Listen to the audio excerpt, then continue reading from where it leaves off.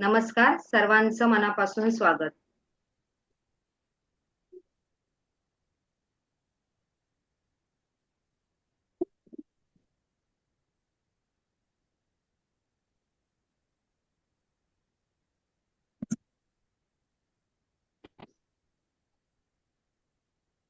प्रार्थना दिसतेय का सगळ्यांना? नाही नाही दिसत. दिसतेय ना सर? वाचा, चालेल प्रार्थना, मोठ्याने वाचा. नाही दिसत. स्क्रीन नाही दिसत आहे? नाही दिसत. Okay okay.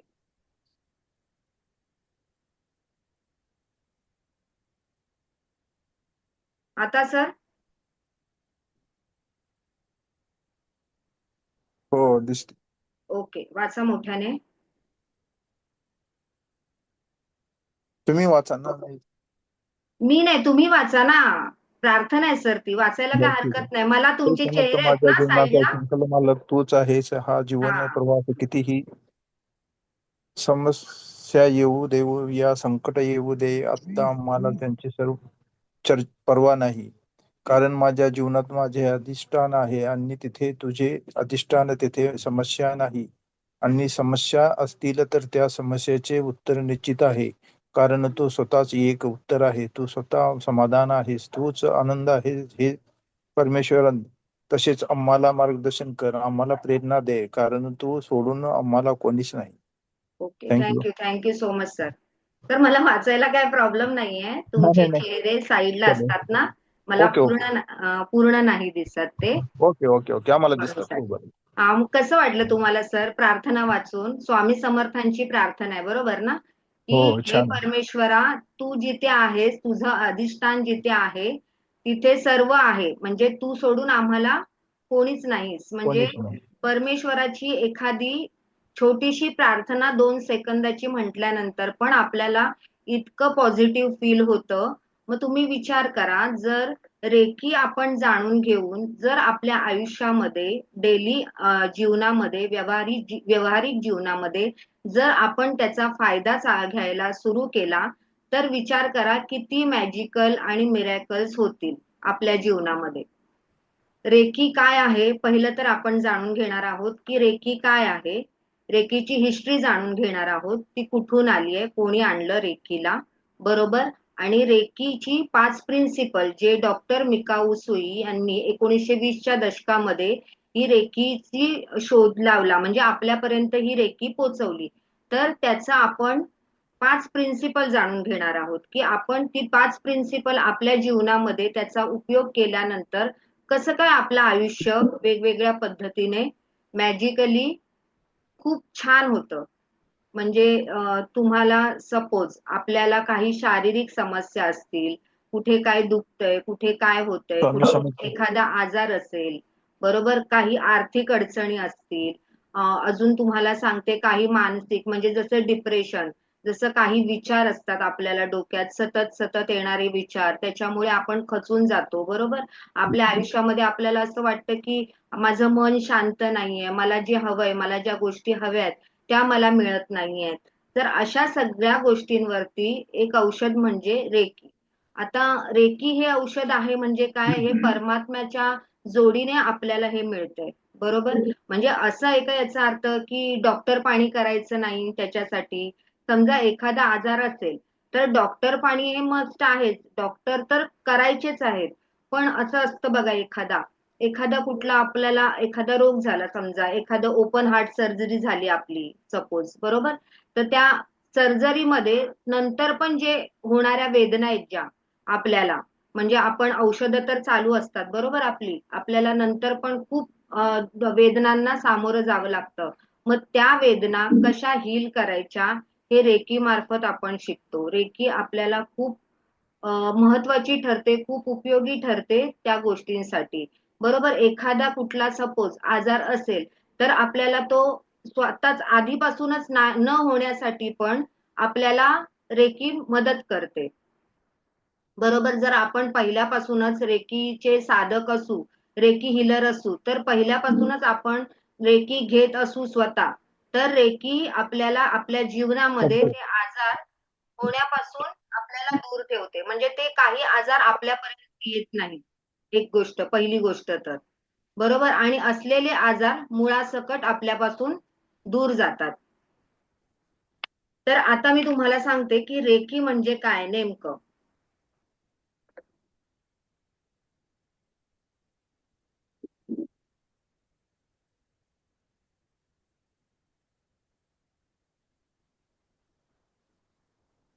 आवाज नाही येत. हा सर, मी थांबले बोलायची. येतोय ना आवाज? हो आता.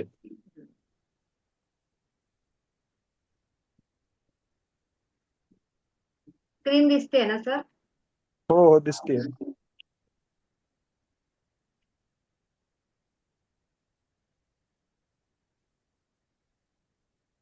हे बघा, व्हॉट इज रेकी. रेकी म्हणजे काय, तर रे म्हणजे ब्रह्मांडीय आणि की म्हणजे ऊर्जा.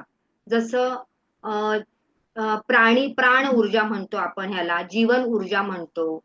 ज्या प्रकारे एखादं पॉझिटिव्ह आपण वातावरण जसं फील करतो, तसं ही ब्रह्मांडीय ऊर्जा आहे. रेकी म्हणजे काय आहे, ब्रह्मांडीय ऊर्जा. एखाद्या मंदिरात गेल्यानंतर 2 मिनिटं शांत बसल्यानंतर जी पॉझिटिव्हिटी येते आपल्यामध्ये, जे आपल्याला पॉझिटिव्ह फील होतं, त्याला काय म्हणतात, ब्रह्मांडीय ऊर्जा. म्हणजे पॉझिटिव्ह ऊर्जा जी आपण फील करतो, त्याला रेकी असं म्हणतात थोडक्यात. समजले इथपर्यंत तुम्हाला? ओके. एखादी गोष्ट अशी आपण पाहू शकत नाही, बरोबर. हवा आपण पाहू शकतो, ऑक्सिजन आपण घेतो. पाहू शकतो, नाही पाहू शकत. आपण काय करतो, आपण जिवंत आहोत याचं एक उदाहरण आहे की ऑक्सिजन आपण घेतोय, म्हणून आपण जिवंत आहोत, बरोबर की नाही. तसंच ही पॉझिटिव्ह ऊर्जा, रेकीचा अर्थ काय, ब्रह्मांडीय ऊर्जा. रे म्हणजे ब्रह्मांडीय आणि की म्हणजे ऊर्जा. त्याला प्राणिक ऊर्जा पण म्हणतात, प्राण ऊर्जा पण म्हणतात, जीवन ऊर्जा पण म्हणतात, वैश्विक ऊर्जा पण म्हणतात. असं वेगवेगळ्या नावांनी रेकीला संबोधले जाते. थोडक्यात आपण जी पॉझिटिव्हिटी अनुभवतो, या ब्रह्मांडामधून जी पॉझिटिव्हिटी आपल्याकडे येत असते, त्याला थोडक्यात रेकी असं म्हणतात, बरोबर. तर ही रेकी कसं बरं आपल्यापर्यंत आली आहे, तर त्याची हिस्ट्री म्हणजे डॉक्टर मिकाऊ उसुई प्राध्यापक होते, प्रोफेसर होते. बायबलचं ते शिक्षण द्यायचे, बरोबर. तर बायबलचं शिक्षण देत असताना त्यांना एका विद्यार्थ्याने विचारलं की जसं येशू ख्रिस्त हातांद्वारे एखाद्याला बरं करतात, आजार दूर करतात, तसंच आपण का नाही बरं करू शकत, असा त्यांना प्रश्न केला विद्यार्थ्याने. तेव्हा ते त्या प्रश्नाचं उत्तर देऊ शकले नाही, बरोबर. तर उत्तर देऊ शकले नाही, न न कारणाने, उत्तर न दिल्या कारणाने त्यांनी त्यांच्या प्रोफेसर पदवीचा त्याग केला. त्याग केल्यानंतर ते आपल्या भारतात आले, त्यांनी ग्रंथ वगैरे वाचले, त्यांनी अभ्यास केला, हिंदू धर्माच्या संस्कृतीचा अभ्यास केला.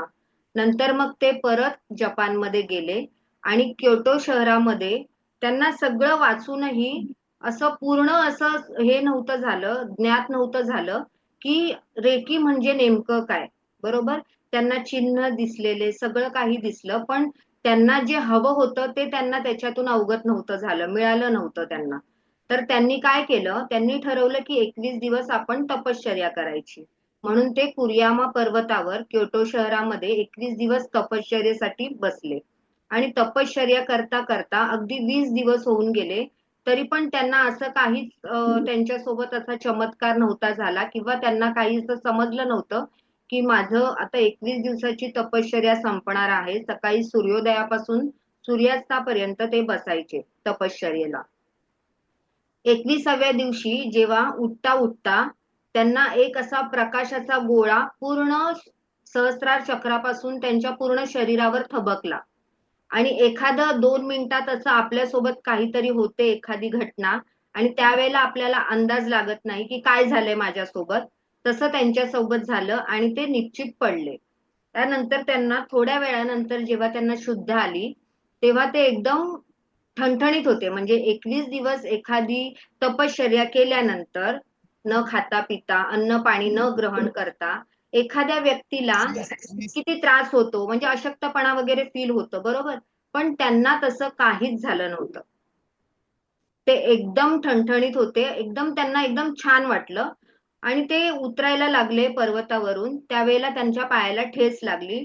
ठेच लागल्यानंतर त्यांच्या पायातून रक्तस्राव होऊ लागला आणि तो रक्तस्राव त्यांनी पटकन हाताने पकडलं. तिथे हाताने पकडल्यानंतर तो रक्तस्राव एकदम तिथल्या तिथे बंद झाला. नंतर ते आले खाली, त्यांना जेवण जेवायचं होतं 21 दिवसानंतर. तेव्हा ते म्हणाले की मला पूर्ण जेवण जेवायचं आहे.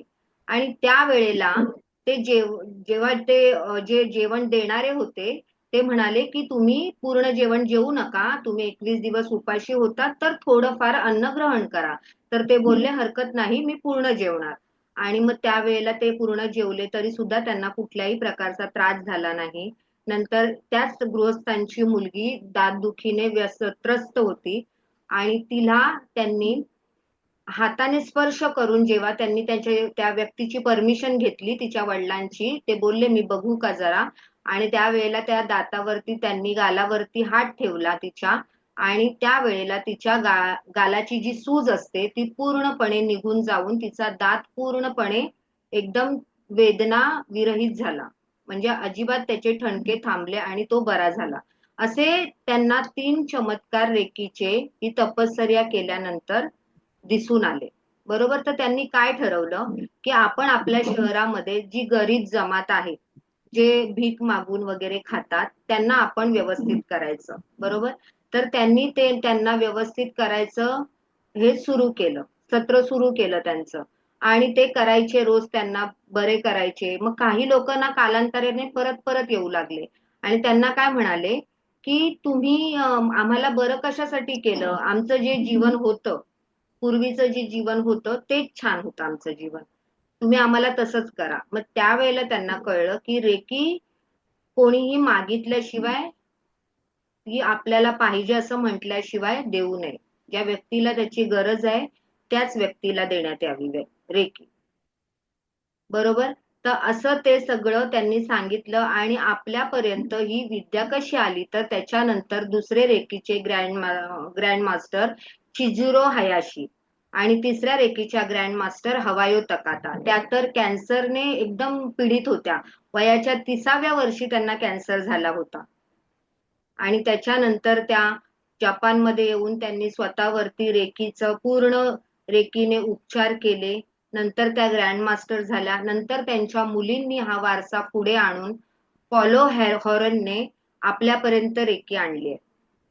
म्हणजे आपण जे आता शिकतोय, जे रेकीचे ग्रँड मास्टर आहेत, कितीतरी आहेत आता, लाखो म्हणजे अगणित आहेत, की रेकी हिलर आहेत, रेकी साधक आहेत, रेकी ग्रँड मास्टर आहेत. तर त्यांच्यापासून आपल्यापर्यंत रेकी आलेली आहे. तर हा झाला रेकीचा इतिहास. तर इथपर्यंत कोणाला काही प्रश्न आहे का, मधुमती मॅडम, नाही सर? फक्त मला हे विचारायचं की हा बोला. जे तुम्ही नाव सांगितले पहिल्यांदा, त्यांचं नाव काय म्हणलात मॅडम?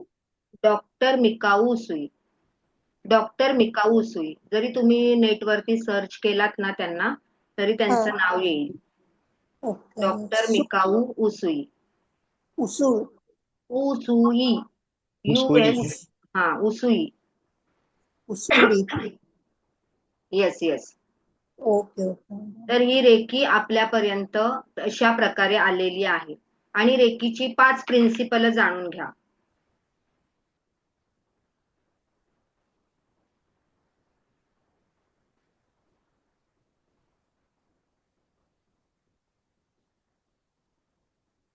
दिसते ना स्क्रीन?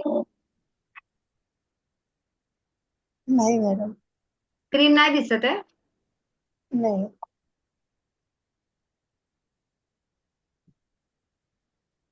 आता दिसते? हो दिसतो. हो. हे बघा, डॉक्टर मिकाऊ उसुईंची 5 सूत्र कोणती त्यांनी ठरवली, काय 5 प्रिन्सिपल त्यांनी ठेवले, की फक्त आजसाठी मी रागावणार नाही. याचा अर्थ काय, की बघा, आपण एखादं प्रण घेतलं, एखादं कोणतं पण गोष्ट आपण ठरवली, की आता नवीन वर्षामध्ये मला ह्या गोष्टी करायच्या आहेत. बरोबर. मला हा चालायचं आहे, की बाबा माझं वजन आटोक्यात आणायचं आहे. बरोबर. हा एक प्रण घेतात नेहमी नवीन वर्ष येतो तेव्हा. बरोबर. अजून असे बरेच काही आहेत, की मी व्यायाम करेन नियमित. पण हे आपण जे बोलतो नेहमी ते किती दिवस आपण करतो? अगदी सुरुवातीचे 8 किंवा 15 दिवस, जास्तीत जास्त महिनाभर. बरोबर. त्यानंतर आपल्या माणसाचा स्वभाव काय आहे, की जाऊ दे मी नंतर करेन, उद्या करेन, उद्या करेन. मग तो उद्या अद्याप येत नाही. म्हणून त्यांनी काय लिहिलंय, की फक्त आजसाठी जेव्हा दिवस आपला जेव्हा उगवतो, जेव्हा आपण देवाचे आभार मानतो, आपण ग्रॅटिट्यूड करतो, त्यावेळेला आपण असा प्रण घ्यायचा, की मी आज रागावरती कंट्रोल ठेवण्याचा प्रयत्न करेन. आज रागावणार नाही. दुसरं काय आहे, फक्त आजसाठी मी काळजी करणार नाही. म्हणजे आपण एकदम व्यर्थ गोष्टींची कधी-कधी चिंता करतो आपण. बरोबर? की एखाद्या वेळेला मुलगा शाळेतून यायला लेट झाला, एखाद्याचा नवरा, एखाद्याची बायको, ते कामावरून यायला लेट झाली. तर आपण कसं करतो, की उगीचच चिंता करतो आणि वाईट व्हायब्रेशन आपल्या मनामध्ये आणून त्यांच्यापर्यंत पोहोचवत असतो. म्हणून काय करायचं, की फक्त आजसाठी मी चिंता करणार नाही. काळजीवरती कंट्रोल ठेवेन. बरोबर? तिसरं काय आहे, फक्त आजसाठी मी कृतज्ञ राहीन. तर आता याचा अर्थ काय आहे, की फक्त आजसाठी मी कृतज्ञ राहीन. म्हणजे ह्या परमेश्वराने आपल्याला इतका छान जन्म दिला आहे. इतके छान डोळे, नाक, कान, पाय सगळे अवयव दिले आहेत. आपण चालू फिरू शकतो. आपल्याला अन्न, वस्त्र, निवारा या गोष्टी दिल्या आहेत. म्हणजे ज्या गोष्टी नाही आहेत त्याचा विचार करण्यापेक्षा आपल्याकडे जे आहे त्याच्यासाठी मी परमेश्वराची काय राहीन? कृतज्ञ राहीन. बरोबर. रोज सकाळी मी उठल्या उठल्या परमेश्वराचे आभार मानेन, असा याचा अर्थ आहे. फक्त आजसाठी मी माझे काम प्रामाणिकपणे करेन. म्हणजे कोणतंही काम असू दे. उदाहरणार्थ जे पुरुष वर्ग आहे ते समजा त्यांचं जॉब करतात, त्यांचं जे काम करतात, पोटा पाण्यासाठी जी सर्व्हिस असेल, काही बिझनेस असेल, जे लोक करतायत ते त्यांचं काम प्रामाणिकपणे करतील. ज्या हाऊसवाईफ असतील किंवा काही जॉब करत असतील ज्या लेडीज, बरोबर, त्यांनी त्यांचं काम करायचं आहे प्रामाणिकपणे. म्हणजे अगदी जेवण बनवण्यापासून असू दे किंवा अगदी ऑफिसचं काम असू दे, ते एकदम प्रामाणिकपणे करेन असा प्रण घ्यायचा आहे. आणि हे कधी कसं करायचंय? प्रत्येक वेळेला आपल्याला फक्त आजसाठी. म्हणजे आज मध्ये आपण जगतोय फक्त आजसाठी. म्हणजे हा आज आपला रोज असणार आहे. बरोबर की नाही? म्हणजे असं नाही की मी उद्यापासून करणार आहे तर उद्या सुरुवात होणार आहे, तर तसं होणार नाहीये. प्रत्येक दिवस आपण उठणार त्यावेळेला आपण परमेश्वराचे आभार मानणार आहोत आणि त्याच्यानंतर आपण फक्त ह्या गोष्टींसाठी काय म्हणणार आहोत? फक्त आज मी राग करणार नाहीये, फक्त आज मी काळजी करणार नाहीये, मी कृतज्ञ असणार आहे आणि माझे काम प्रामाणिकपणे करणार आहे. आणि लास्टचं काय आहे? प्रत्येक सजीवावर म्हणजे प्राणी मात्रांवर दया आणि प्रेम भावनेने वागेन. तर ही 5 प्रिन्सिपल झाली आहेत मिकाऊ उसुईंची. डॉक्टर मिकाऊ उसुईंनी ही 5 प्रिन्सिपल सांगितले आहेत. तर याचा काय बरं अर्थ असेल हो? ही 5 प्रिन्सिपल त्यांनी सांगण्यामागे काय असेल अर्थ? कोण सांगू शकेल मला? का बरं असं सांगितलं असेल त्यांनी? मधुमती मॅडम, नाही सांगू शकत. काही आयडिया? ते मी आता ते तुम्हाला सांगितलं तेच. जसं उद्या आपला कधी येतो का? नाही येत. बरोबर? नाही. आज आपण सकाळी उठणार आणि आज आपण जर म्हणणार प्रत्येक वेळेला, की बाबा मी आज माझ्या रागावरती कंट्रोल ठेवेन. कमी तर आपण करू शकत नाही. बरोबर ना? एकदम तर लगेच राग आज म्हटलं, मी म्हणाली, की आज तुमचा उद्यापासून राग जायला पाहिजे. तर उद्यापासून तुम्ही लगेच असं करणार आहात का? की आज मला अजिबातच राग येणार नाहीये. असं होणार आहे का? तर नाही, असं नाही फक्त करू शकत. म्हणण्यासाठी असतं. पण आपण ज्या वेळेला वास्तव जीवनामध्ये आपल्या जगत असतो, त्यावेळेला आपण काय करू शकतो? प्रयत्न करू शकतो. एक प्रयत्न तर आपला नेहमीच होणार आहे. तो कोणता? की ज्या वेळेला आपण उठणार आहोत ना सकाळी, त्यावेळेला आपण परमेश्वराचे आभार मानायचे आहेत. परमेश्वराचे आभार अशासाठी, की तू आम्हाला हा दिवस दाखवलास. बरोबर ना? काय-काय वेळेला आपण ऐकतो जगामधून अशी बरीच लोकं असतात, की उगवता सूर्य त्यांना दिसत नाही. बरोबर? मग आपल्याला ज्या वेळेला परमेश्वर जर उगवता सूर्य दाखवतोय, दिवस दाखवतोय एक नवीन, तर मग आपल्याला प्रत्येक वेळेला काय असलं पाहिजे? या युनिव्हर्सचं आभारी असलं आभार. पाहिजे. आभार हे खूप मोठं शस्त्र आहे आभार. ज्या वेळेला आपण आभार एखाद्या व्यक्तीचे असू देत, एखाद्या गोष्टीचे असू देत, कोणाचेही ज्या वेळेला आपण आभार मानायला सुरुवात करतो ना, तेव्हा आपल्या जीवनामध्ये ना एक पॉझिटिव्हिटी यायला सुरुवात होते. म्हणजे आपल्याला सगळं कळायला लागतं की खरंच बाबा ही गोष्ट आहे म्हणून मी आहे. आपण काय करतो प्रत्येक वेळेला ज्या नको असलेल्या गोष्टींकडे आपण जास्त फोकस करतो, बरोबर ना? म्हणून आपल्याकडे काय येत असते, सारखी नकारात्मकता येत असते. म्हणजे आपण सारखं सतत असं बोलत असतो की माझ्याकडे हेच नाहीये, माझ्याकडे तेच नाहीये, मला या गोष्टीची गरज आहे. ते गरज तर आहे, ती वेगळी गोष्ट आहे, पण आपण ह्या गोष्टी कधी बघत नाही की ज्या गोष्टी आहेत माझ्याकडे त्याच्यासाठी मी कृतज्ञता. आजपर्यंत कोणी कोणी असं केलंय का की कृतज्ञता, परमेश्वराचे आभार म्हणा, परत आपल्यासाठी कोण काय व्यक्ती करतायत त्यांचे आभार म्हणा, असं कोणी मानलंय का आतापर्यंत? मधुमती मॅडम, हो हो मॅडम. लोमटे सर, हो हो, मानता ना सर आभार? नक्की नक्की हा, नक्की मानतो. मग छान आहे, खूप छान आहे सर. आतापर्यंत आपण शिकलो की रेकी म्हणजे काय, रेकीचा इतिहास आणि रेकीचे 5 प्रिन्सिपल बघितले. तर सर मला सांगा की हे सगळं अवगत होण्यासाठी म्हणजे आपण ही रेकी ऊर्जा धारण करण्यासाठी सक्षम आहोत का, हे आपल्याला बघायचंय. तर मला एक सांगायचंय तुम्ही फक्त की तुमच्या आयुष्यामध्ये अशी लोक आहेत का की ज्यांचा तुम्हाला खूप राग येतो, म्हणजे त्यांचं नाव काढल्यावरती पण खूप चीड येते, अशी लोक आहेत का तुमच्या आयुष्यामध्ये? नाही मॅडम. नाही आहेत? नाही, अजिबात नाही? कवचित. मग छान आहे. तर तुमच्या असतात एका दोन. एखादं असतो ना. आहे ना? हो. मग त्याला तुम्ही माफ करू शकता का, असेल तर?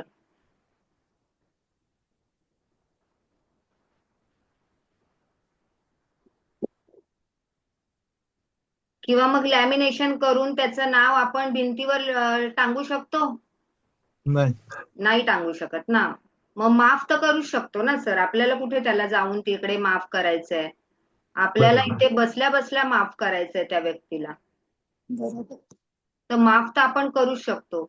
आता जर सपोज माफ नाही करायचंय तर माफ न करण्याचं कारण असतं आणि माफ न करण्यामागे आपलाच काय हे असतो, म्हणजे काय म्हणतात त्याला, इगो. नुकसान. हा, इगो तर असतोच, पण आपलंच नुकसान असतं. म्हणजे बघा एखाद्या गोष्टीला आपण माफ नाही केलं. आता मी एक तुम्हाला एक इथे गोष्ट सांगते. एक सिद्ध पुरुष होते आणि एका व्यक्तीला खूप राग यायचा, खूप म्हणजे खूप राग यायचा. तर तो त्या सिद्ध पुरुषांकडे गेला. तो म्हणाला मी किती काही केलं ना तरी माझा राग काय अनावर होत नाही. तर मग ते सिद्ध पुरुष फक्त थोडे हसले आणि म्हणाले की हे बटाटे आहेत ना ते तू घे आणि ती कॅरी करतो, रोज जिथे जाशील तिथे हे घेऊन जात जा. तो म्हणाला ठीक आहे, काही हरकत नाही, पण मला रागावर कंट्रोल ठेवता येत नाही आणि मी त्या व्यक्तींना जे माझ्या आयुष्यामध्ये मला एवढा त्रास दिलाय त्या व्यक्तींना मी काही माफ करू शकत नाही. ते बोलले ठीक आहे, नो प्रॉब्लेम, तू हे बटाटे घे, जे काय अर्धा किलो 1 किलो आहेत ते, जिथे जिथे जाशील तिथे तू हे बटाटे कॅरी कर. तो म्हणाला ठीक आहे. 3 दिवसापर्यंत काही वाटलं नाही त्याला. नंतर 8 दिवस झाले, 15 दिवस झाले, अक्षरशः त्या बटाट्यामधून काय यायला लागल्या, आळ्या बाहेर यायला लागल्या. तर ते सिद्ध पुरुषांकडे तो गेला आणि म्हणाला की हे बस झालं, हे तुम्ही काय सांगितलं, मला काय हे करायला सांगितलं? तेव्हा ते म्हणाले हे बटाटे तू 15 दिवस कॅरी नाही करू शकत, तुझ्याजवळ काय झालं त्याचं, ते सडले, बरोबर ना? तर तू जर त्या व्यक्तींबद्दल जर राग इतक्या वर्षापासून जर तुझ्या मनामध्ये ठेवलायस तर त्याचं काय झालं असेल? म्हणजे कोणाच्या ह्याच्यामध्ये अडथळे निर्माण होतात, तर आपल्या जीवनामध्ये अडथळे निर्माण होतात. एखाद्या व्यक्तीचा आपण राग केला आणि त्याला जर मनापासून आपण माफ नाही करू शकलो तर त्याचा त्रास कोणाला होणार आहे? आपल्याला स्वतःला. आपल्या स्वतःमध्ये अडथळे निर्माण होणार आहेत कुठल्याही कामामध्ये. मग ते काम असो, आपलं आर्थिक परिस्थिती असो, आपली मानसिक स्वास्थ्य असो आपलं, आणि शारीरिक स्वास्थ्य असो. एखाद्याला आपण द्वेष, तिरस्कार अशा भावनेने करत राहिलो, बोलत राहिलो, तर आपलंच स्वास्थ्य कुठे ना कुठे बिघडणार आहे आणि त्यामुळेच आपल्याला वेगवेगळ्या आजारांना सामोरे जावं लागतं. बरोबर? तर आता मी एक मेडिटेशन सांगणार आहे, तर तयार आहेत का करायला? तुम्ही दोघंच आहात इथे म्हणून मी विचारते. हो मेडिटेशन करायला तयार आहात? हो. मधुमती मॅडम तुम्ही? मधुमती मॅडमचं काय झालं? कॅमेरा काय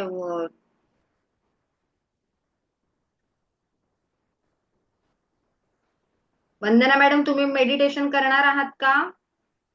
हो करणार मॅडम. Okay okay. हो करणार. तर पहिलं तर थोडं पाणी पिऊन घ्या.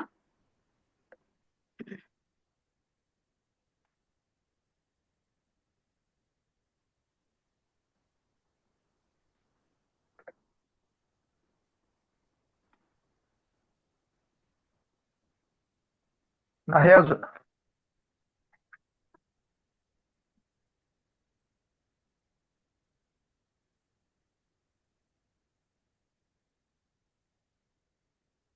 कॅमेरा चालू करा. मधुमती मॅडम फोन समोर ठेवा, पाणी पिऊन घ्या थोडस. मी मेडिटेशन सांगते तुम्हाला आता. गाइडेड मेडिटेशन आहे. कल्पना शक्तीमधून ते मेडिटेशन करायचं असतं आपल्याला.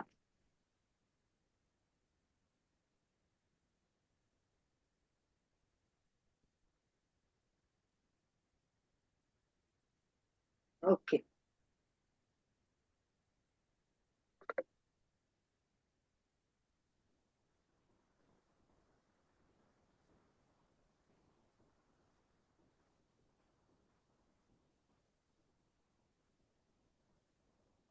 रेडी? ओके. आपल्याला कल्पना शक्तीमध्ये मेडिटेशन करायचं आहे. डोक्यामध्ये जे पण विचार आहेत तुमच्या, पहिले तर ते बाजूला ठेवा पूर्णपणे.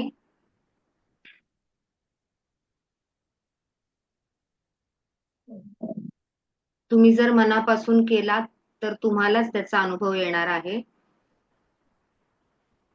हलके डोळे बंद करा.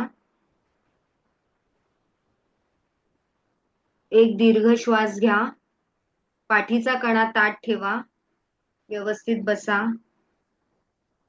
चेअरवर बसलात तरी हरकत नाहीये मधुमती मॅडम.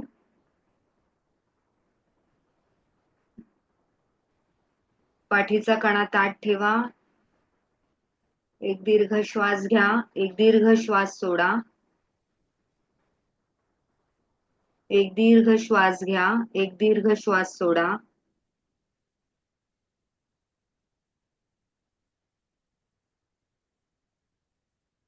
कल्पना शक्तीमध्ये आपल्याला हे मेडिटेशन करायचं आहे. तर माझ्या बोलण्याकडे पूर्णपणे लक्ष देऊन तुम्ही ते कल्पना शक्तीमध्ये दिसतंय तुम्हाला याचा अनुभव करा. ओके.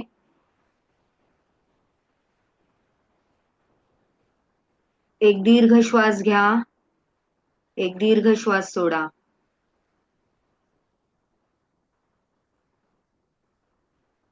येणारा प्रत्येक श्वास तुमच्यामध्ये पॉझिटिव्हिटी घेऊन येत आहे. जाणारा प्रत्येक श्वास तुमच्यातली निगेटिव्हिटी घेऊन जात आहे.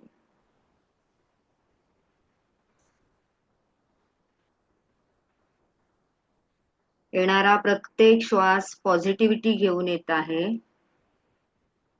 जाणारा प्रत्येक श्वास तुमच्यातली निगेटिव्हिटी घेऊन जात आहे. कल्पना करा तुम्ही आता जिथे मेडिटेशनला बसले आहात तिथून हळूच तुम्ही उठला आहात आणि तुमच्या दरवाजाकडे गेला आहात. कल्पना करा तुम्ही आता बसल्या ठिकाणाहून उठला आहात आणि तुमच्या दरवाजाकडे गेला आहात. अरे वा, किती छान. बघताय तर काय, समोरच तुमची पायवाट फुलांनी सजवलेली आहे. समोरच तुमची पायवाट फुलांनी सजवलेली आहे. गुलाबाच्या वेगवेगळ्या रंगाच्या पाकळ्यांनी तुमची ही पायवाट सजवलेली आहे. तुम्ही तुमच्या सोसायटीच्या गेट समोर गेलात. तुम्ही आता तुमच्या सोसायटीच्या गेट समोर गेला आहात आणि एक 4 चाकी फुलांनी सजवलेली गाडी तुमच्या समोर उभी आहे. एक फुलांनी सजवलेली 4 चाकी गाडी तुमच्या समोर उभी आहे. बघताय काय? बसा. ती गाडी तुमच्यासाठीच आहे. तुम्ही हळूच त्या गाडीमध्ये बसला आहात. तुम्ही हळूच त्या गाडीमध्ये बसला आहात आणि तुमचा सुंदर प्रवास सुरू झाला आहे. आणि तुमचा सुंदर प्रवास सुरू झाला आहे.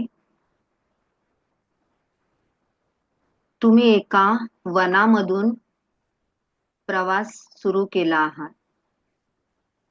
तुमच्या दोन्ही बाजूला एक बगीचा लागला आहे.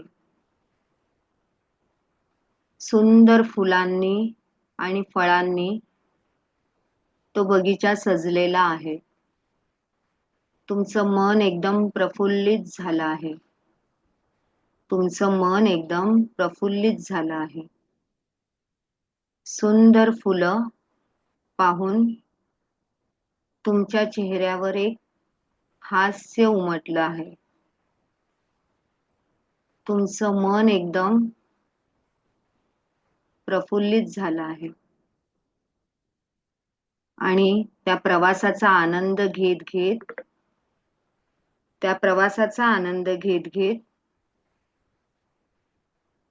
तुम्ही तुमच्या निश्चित ठिकाणी पोहोचलेले आहात. आता तुम्ही गाडीतून उतरला आहात आणि समोर बघताय तर काय? एक मोठं ध्यान केंद्र तुम्हाला दिसत आहे. एक मोठं ध्यान केंद्र तुम्हाला दिसत आहे. तुम्ही धावत धावत त्या ध्यान केंद्रामध्ये गेलात. तुम्ही धावत धावत त्या ध्यान केंद्रामध्ये गेला आहात आणि तिथे एक लाल कलरचं आसन जे तुमच्यासाठीच ठेवलं आहे ते घेऊन तुम्ही आता ध्यानाला बसला आहात. ते लाल कलरचं आसन घेऊन तुम्ही आता ध्यानाला बसला आहात. इतकं शांत ध्यान केंद्र आहे ते. सुई पडली तरी आवाज होईल इतकी शांतता आहे तिथे.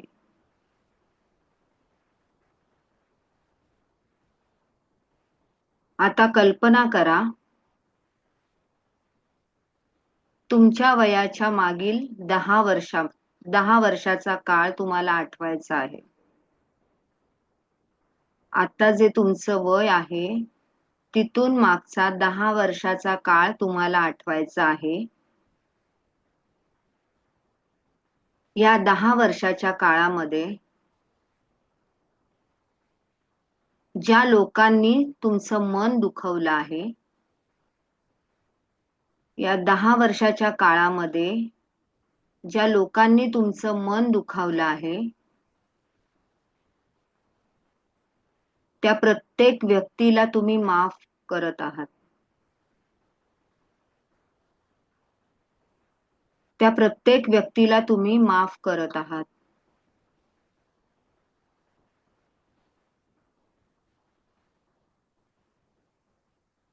या 10 वर्षाच्या काळात ज्या ज्या लोकांचं तुम्ही मन दुखवलं आहात, ज्या लोकांचं तुम्ही मन दुखवलं आहात त्या प्रत्येक व्यक्तीची तुम्ही माफी मागायची आहे. या 10 वर्षाच्या काळामध्ये तुम्ही ज्यांचं मन दुखावलात त्या प्रत्येक व्यक्तीची माफी मागायची आहे.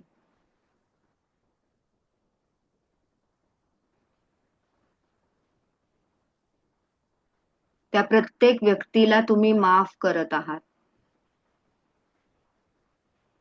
कल्पना करा, या 10 वर्षामध्ये ज्या ज्या लोकांनी तुमच्या चांगल्याचा विचार केला, जे तुमच्यासाठी तुमचे वेलविशर आहेत, ज्यांच्यामुळे तुम्ही आहात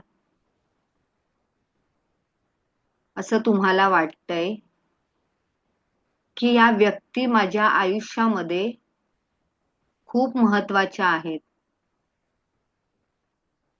अशा लोकांचे आभार माना. थँक्स म्हणा त्यांना.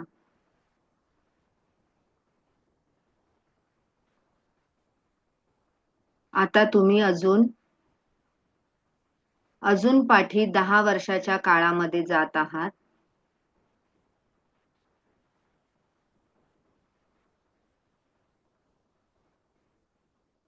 कोणाचं कॉलेज लाईफ असेल, कोणाचं लग्नानंतरचं लाईफ असेल.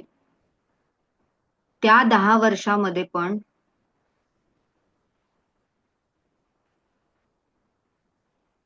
ज्या लोकांनी तुमचं मन दुखवलंय, ज्या लोकांनी तुमचं मन दुखवलंय, त्या प्रत्येक व्यक्तीला माफ करा.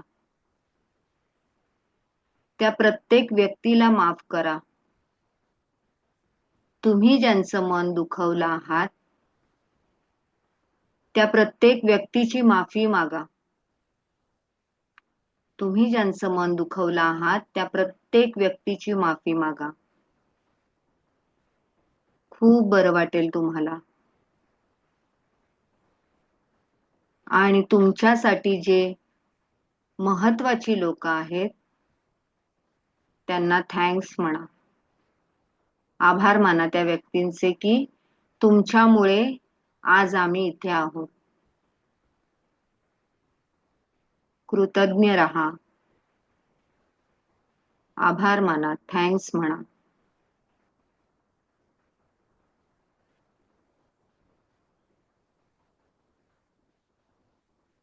आता तुम्ही तुमच्या बालवयात गेला आहात. जो काळ तुम्हाला आठवतोय, जिथे आपल्याला कुठल्याही जबाबदारीचं ओझं नव्हतं, जिथे आपल्याला आपण जी मागू ती गोष्ट मिळत होती, जिथे आपले आई वडील फक्त आपल्यासाठी होते, त्या काळात तुम्ही गेला आहात. किती छान होते ते दिवस. ना कुठली जबाबदारी होती, ना कुठलं दडपण होतं. फक्त आयुष्यामध्ये मज्जा आणि मस्ती होती. आई वडिलांचं प्रेम, फक्त आणि फक्त आई वडिलांचं प्रेम होतं.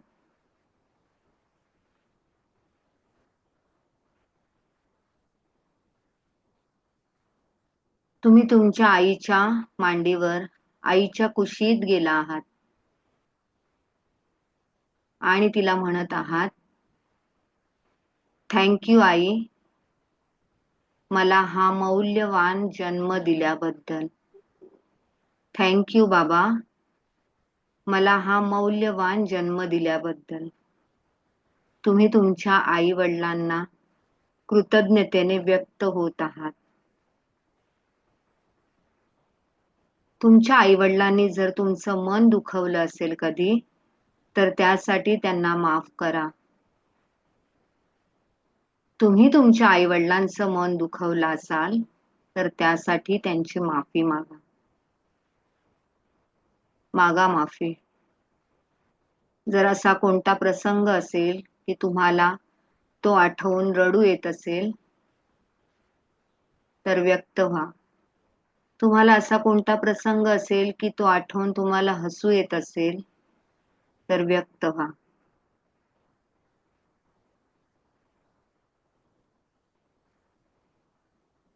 खूप आभार माना त्या आई वडिलांचे की हा मौल्यवान जन्म तू मला दिला आहेस आणि त्यामुळे मी हे जग आजवर पाहत आहे.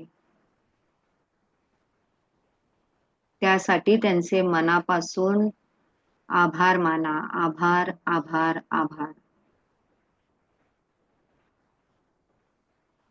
आणि आता तुम्ही ह्या सगळ्या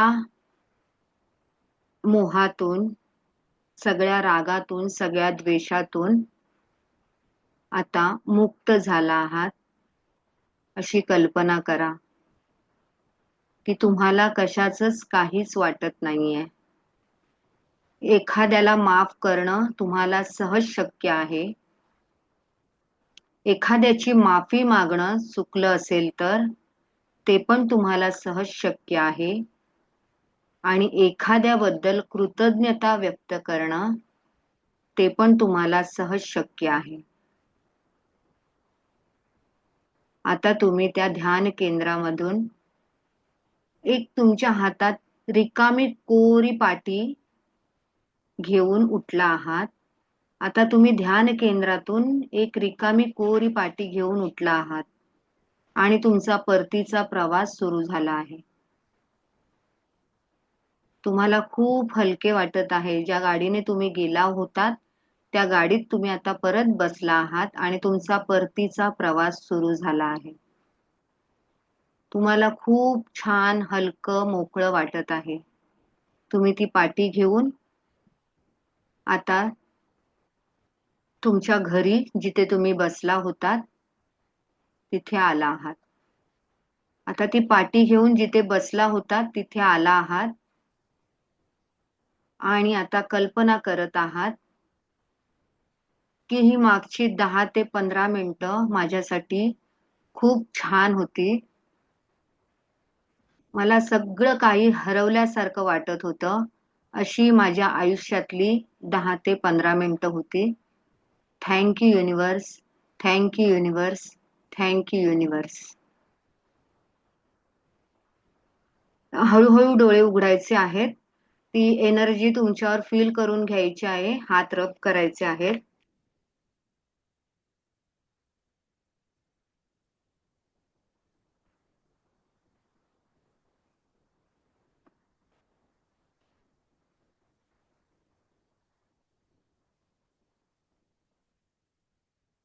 छान वाटलं. छान.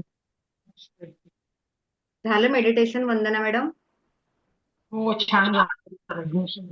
थँक्यू. गोमटे सर तुमचं झालं का? हो हो हो झालं. कल्पना शक्तीमध्ये आठवत होतं का जसं आपण बोलतोय तसं? हो आठवत होतं. आणि सॉरी मी सांगायला विसरले, मेडिटेशन कधी पण कराल ना इथून पुढे तर चष्मा काढून ठेवायचा बाजूला. ओके. मधुमती मॅडम, कॅमेऱ्याचा काही प्रॉब्लेम आहे वाटतं त्यांच्या नेटवर्क. तर आज आपला जो रेकीचा सेशन झालाय सर इथपर्यंत, वंदना मॅडम, मधुमती मॅडम, तर तुम्हाला रेकी म्हणजे काय ते आज कळलं असेल की रेकी म्हणजे काय ती आपल्यापर्यंत कोणी पोचवली. आणि फॉरगिव्हनेस मेडिटेशन ज्याला म्हणतात, जे आता आपण केलं. Okay madam. जे फॉरगिव्हनेस मेडिटेशन हे कशासाठी करायचं असतं तर कृतज्ञता ही रेकीची जी शक्ती आहे, पॉझिटिव्हिटी, ती आपल्यामध्ये आल्यानंतर आपण कितपत हिचा चांगल्या प्रकारे उपयोग करू शकतो यासाठी हे फॉरगिव्हनेसचं मेडिटेशन करायचं असतं. ज्यामुळे हे डेली करायचं असतं.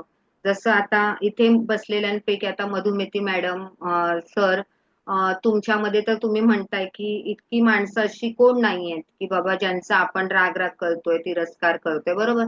त्यामुळे तुम्हा लोकांचं हे मेडिटेशन व्हायला खूप छान सहज होणार.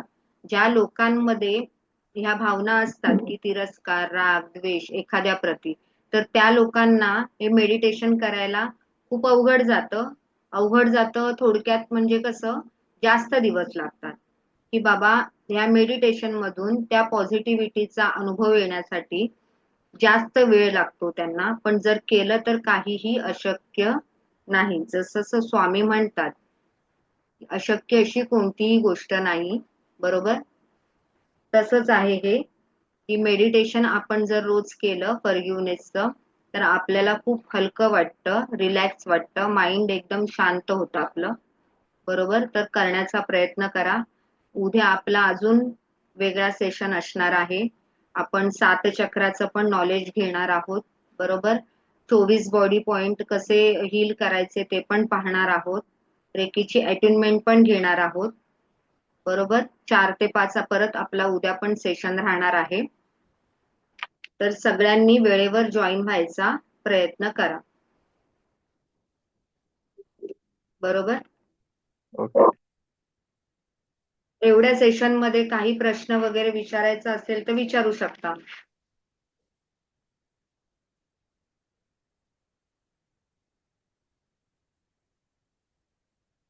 हा सर, काही विचारायचं आहे? काही असं कोणता टॉपिक जो समजला नाही किंवा काय?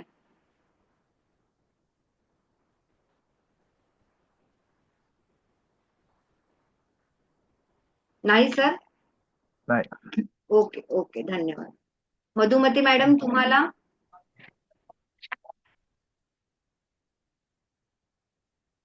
Okay, no problem. ठीक आहे, चला मग मी सेशन बंद करू आता. Okay, thank you. सगळ्यांना खूप खूप धन्यवाद. सर्वांचे मनापासून आभार. तुम्ही 1 तास माझं व्यवस्थित म्हणणं ऐकून घेतल्याबद्दल तुम्हा सर्वांचे खूप खूप आभार. धन्यवाद. श्री थँक्यू. स्वामी समर्थ.